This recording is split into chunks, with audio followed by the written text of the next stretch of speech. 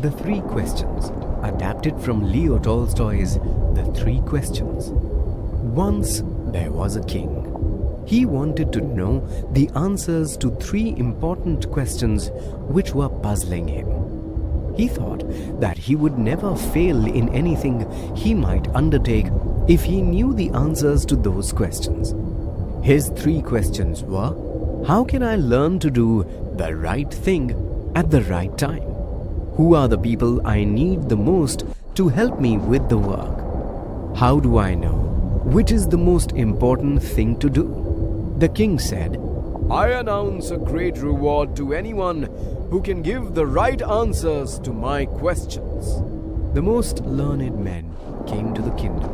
Each one had a different answer to the king's first question. One of them said, for every action, we should draw up a plan in advance, a table of days, months, and years, and must live strictly according to the plan. Only with this timetable, everything can be done at a proper time. Another scholar declared, it is impossible to decide the right time for every action. If you avoid getting absorbed in idle pastimes and attend to all that is going on around you, you can manage the most important task. The third scholar said, however attentive the king might be to what is going on, it is impossible for one man to decide correctly the right time for every action. I think that the king should set up a council of wise men who would help him to fix the proper time for everything. Some scholars contradicted this and said, some things might demand immediate action. Of course, for this, we need to know what is going to happen in the future. Only magicians can tell the king what is going to happen in the future. Therefore, one must consult them. Equally various were the answers to the second question. Some said, the king needs his counselors the most. Some said doctors. Some said priests, while the others said soldiers. The answers to the third question were even more confusing.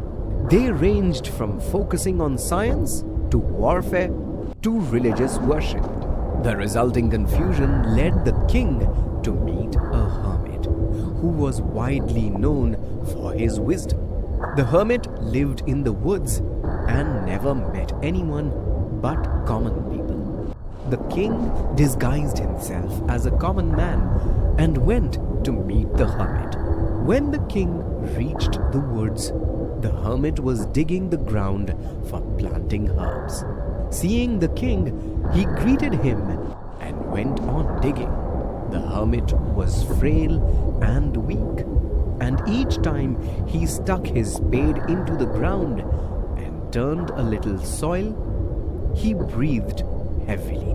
The king waited, but the hermit continued to work. The king decided that he would ask the questions anyway.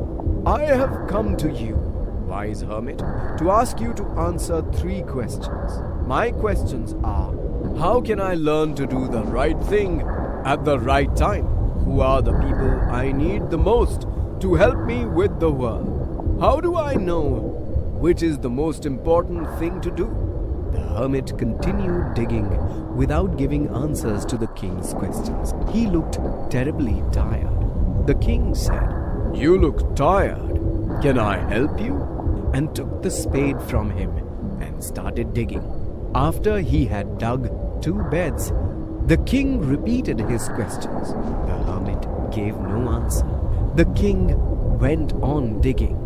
The sun was sinking behind the trees. They suddenly heard footsteps. Someone was running towards the hermit's hut. He was bleeding from a large wound in his stomach. He fell, fainting on the ground, when he reached the hermit and the king. They took him inside the hut.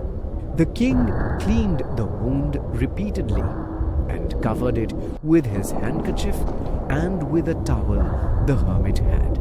The blood stopped flowing after a few hours.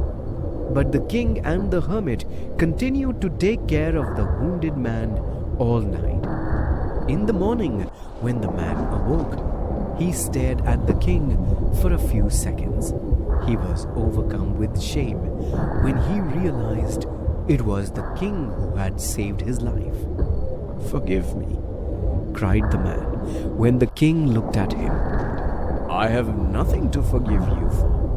"Who are you?" said the king. "I am your enemy from the neighboring kingdom, who had sworn to kill you because you had killed my brother in a battle. When I heard that you were coming to meet the hermit in disguise, I followed you so that I could kill you. Your men, however, caught me and wounded me. How can I thank you for saving my life? If you hadn't dressed my wounds and looked after me, I would have bled to death. From this day onwards, I will serve you as your most faithful slave and will ask my sons to support you. Forgive me." A little later, the king went out to see the hermit again. "I am asking you for the last time.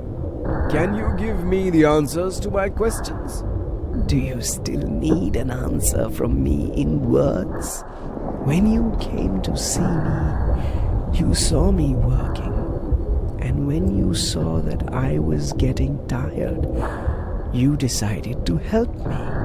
If you hadn't decided to stay and help, you would have been killed by your enemy on your way back. I would say that the most important action was helping me. The most important person was someone whom you were helping. Me first, and the wounded man later. If that man had died, he wouldn't have made peace with you. Therefore, the most important time is always now. The most important person is the one who needs your help. The most important action is to comfort the person who needs help.